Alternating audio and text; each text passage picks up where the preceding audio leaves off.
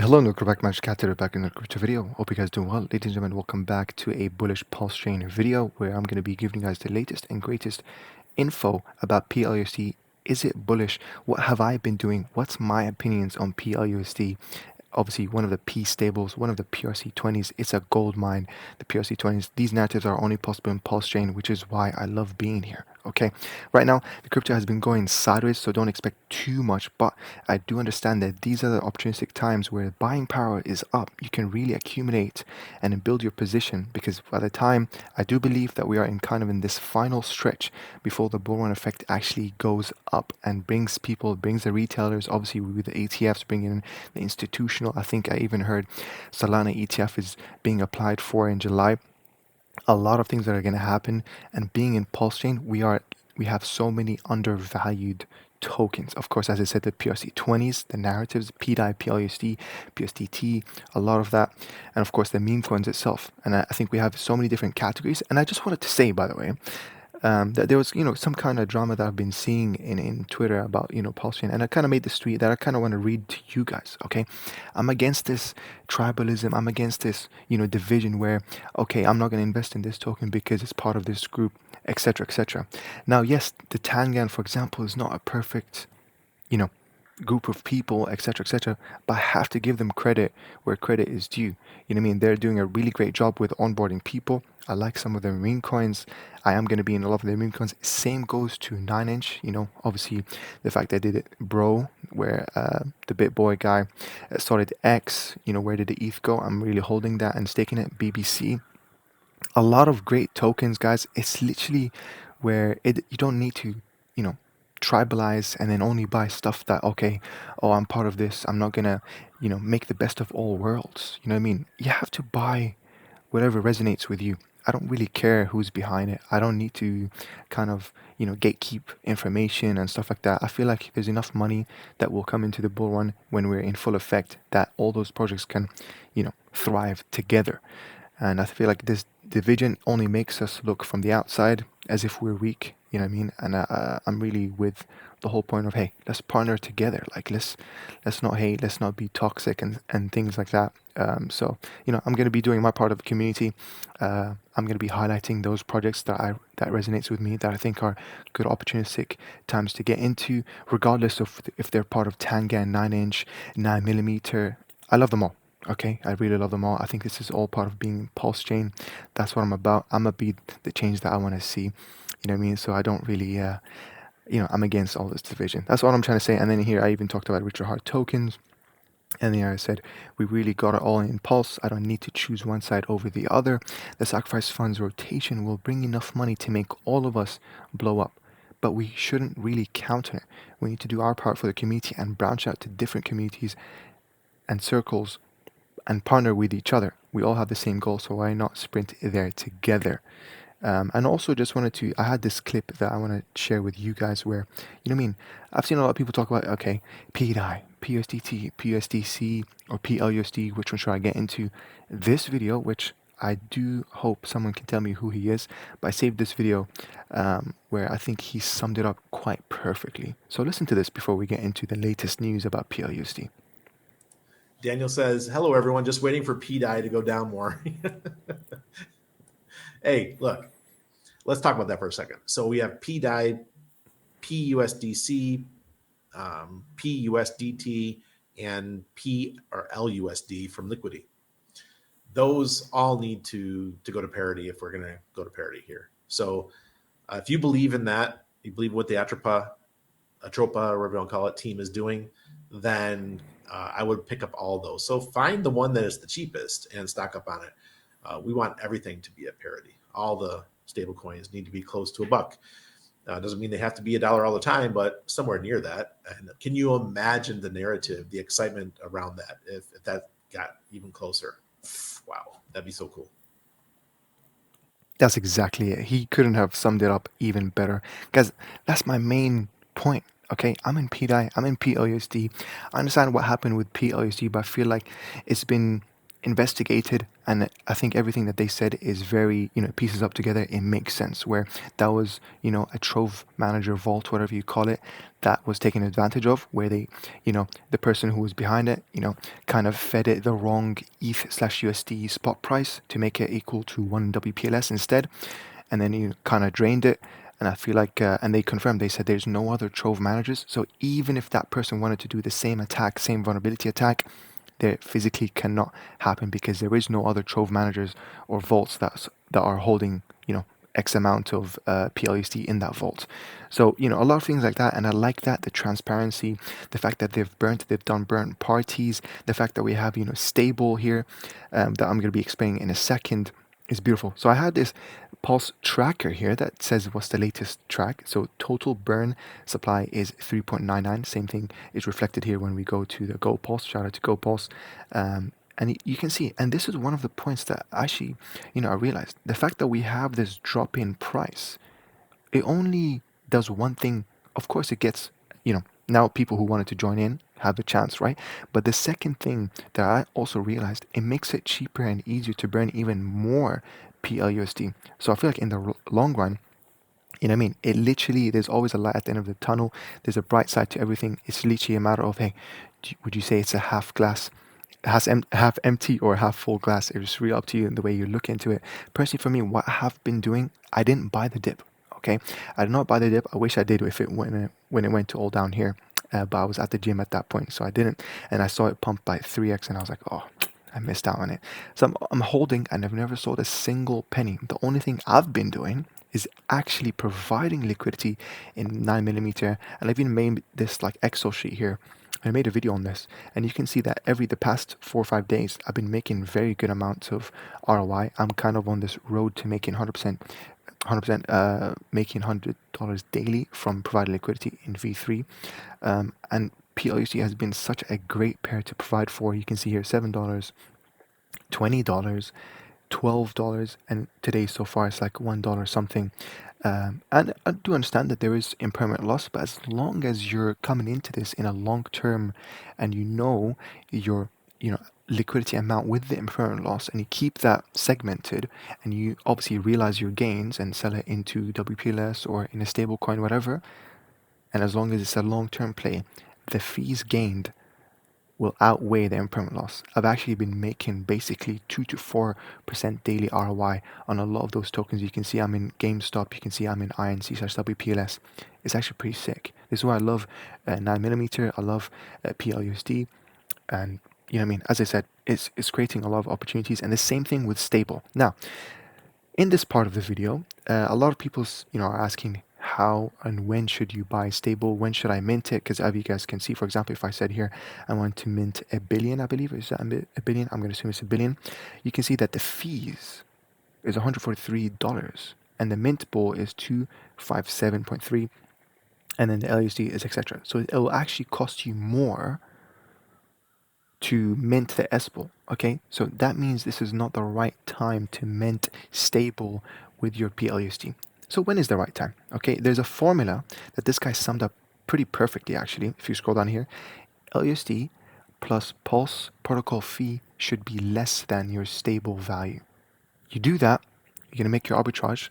It promotes people to be arbitrage thirsty. There's even a better summed up way here, and it's a formula of the 2-to-1 ratio. When the price of stable is exactly twice or above than the current pLUSD price, which is this. So of course we can bring up a calculator here, okay? And then if we do the price, which is, I'm going to take away the zeros, so 2573 divided by 1425, that's the price of pLUSD, and you can see right now we are at 1.8, so a ratio of 1 to 1.8, right? We want to wait until it's 1 to 2 ratio or above, and that's where you should mint your pLUSD or mint your stable with your pLUSD, and then obviously from there you can sell it to Pulse and then buy pLUSD with that Pulse, and you will realize your arbitrage gain.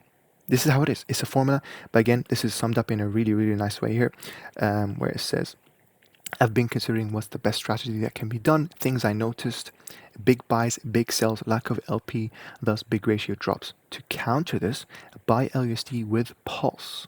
Mint stable, check the ratio and sell 10% less than that for your stable. Like if the ratio is 1.7, sell only 60% of your stable. If the ratio is 1.9, sell 80% of it. We want the selling to only go through the WPLS pair as possible. Selling a big chunk will route it through the LUSD, and thus there is constant sell pressure there. Selling less at once, like only 200 to 300 million max, will likely route it through the WPLS pair. Then also the buy and burn function can catch up. Yes, you will have a bag of stable, which you can then slowly over time sell with some extra profit in terms of pLUSD. Since the buy and burn buy 75% and us dumping 100% of our bag, it will hurt the price of stable if you continue like that or sell it too much. Also, when the ratio is back to 2.2 to 1, a lot of smaller fish can participate.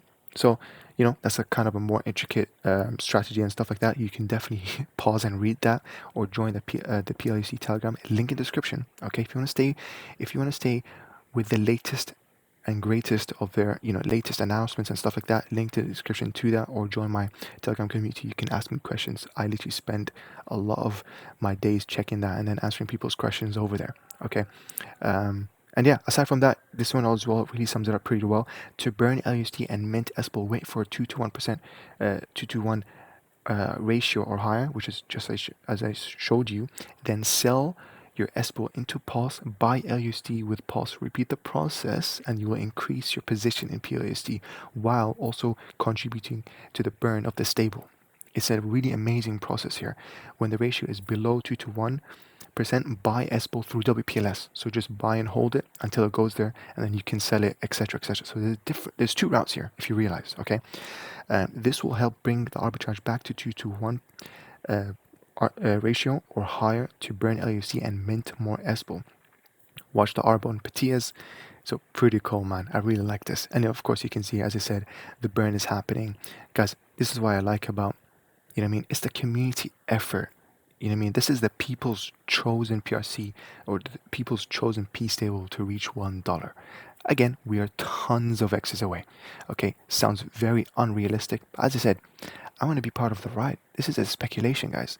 Life is too short to not take any risks. Technically, PDAI is a risk. Technically, INC is a risk. A lot of things are risks.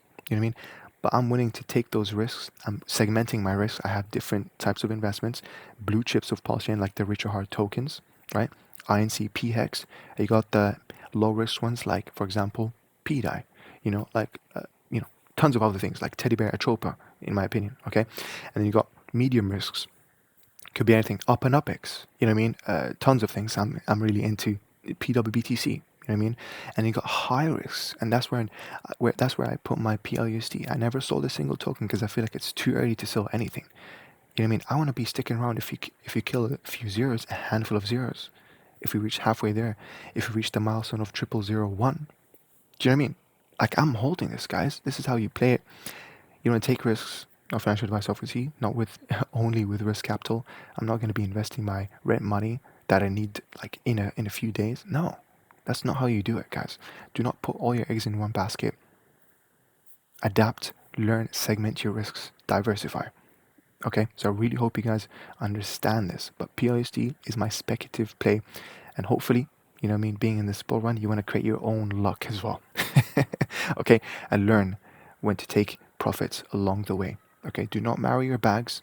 I won't blame you if you took profits from your pLUSD if it goes up 20x, 100x. Okay, people have done this. Someone in my Telegram literally turned his $500 into 10,000 in pLUSD when it pumped the first big time right over here.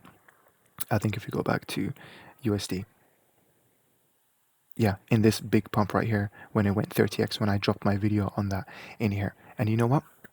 That's good, and that's what I like to see. Crypto is a solo sport. I don't care who is going to disagree with you because you sold. Don't hate the player, hate the game. You know what I mean? It's up to him if he wants to DCA back in. And guess what? That would have been a very great choice, actually, because with every God candle, there's always going to be a correction where it goes to minus 50% to minus 80% plus, and then you can buy back in till the next leg up. Do you understand what I'm saying? So actually, it would have played even better for him if he did that swing trading, because right now we are in that minus 80% to minus 50%. It's a buy zone. So this is what I'm talking about, guys. I hope you guys enjoyed this video. I'm going to end the video there because I'm going to be going back, enjoying some time with the family. Again, Eid Mubarak to anyone who celebrates it. I really hope you guys are, I'm trying to be real, okay? I'm not saying this is going to be, oh, guaranteed you're going to make money. There's no guarantees in crypto, okay? Please do understand that.